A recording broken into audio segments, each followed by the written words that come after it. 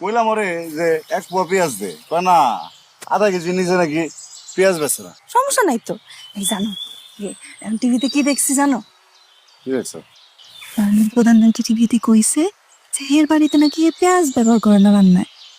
চিন্তা করো কত বড় লোক, আমরা কত ছোট ছোট মানুষ, তা আমরা একদিন পেঁয়াজ দিয়ে না খেলে কি হইব? আমি আজকে পেঁয়াজ ছাড়া রান্নি, ঠিক আছে? তুই বিশ্বাস করছিস না? হ্যাঁ, বিশ্বাস করুন না কেন? জায়গা মতো ধরছিস একবারে। শোন একটা কথা কই, এই পৃথিবীর সকল পুরুষদের একটা ইচ্ছা কি, একটা সরল মেয়ে বিয়ে করবো। আমারও আসছিল, কিন্তু আমার কপালে আসলে সরল জুটি নাই। কি লেখ বুঝা পারতেছিস না? হ্যাঁ, কারণ আমার কপালে একটা বেকুব জুটছে। তুমি আমার বেকুব কও কেন? তোরে কি করবো আমি? আরে টিভির পর্দায় যা দেখায় এটা সার্কাস, এটা কেউ বিশ্বাস করে? হ্যাঁ, কেন বিশ্বাস? সার্কাস বিশ্বাস করছিস কি লেগে তুই?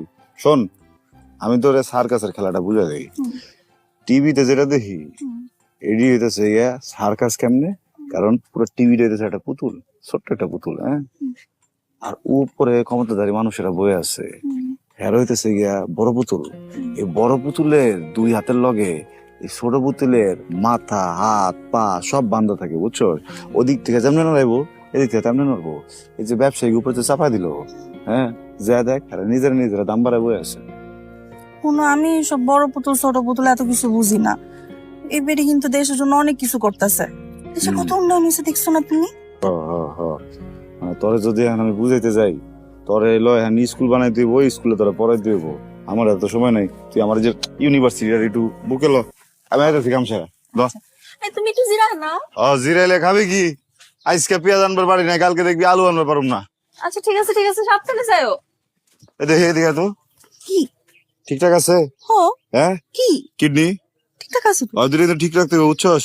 জিনিসের দাম আরো বাড়লে তোর কিডনি একটা খুলে বেঁচে দেবো।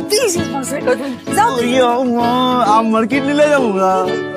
যাও এই বাবার তো টাটা টাটা আব্বা।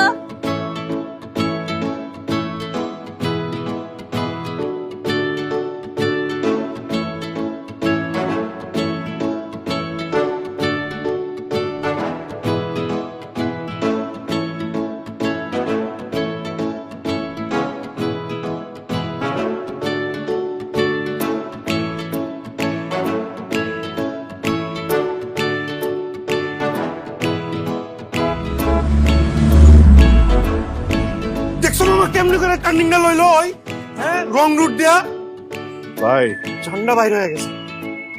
আসলে কি করবেন কোন, পুরো দেশই তো রং রুটে চলতেছে, বুঝছেন না? আল্লাহ বাঁচাইছে।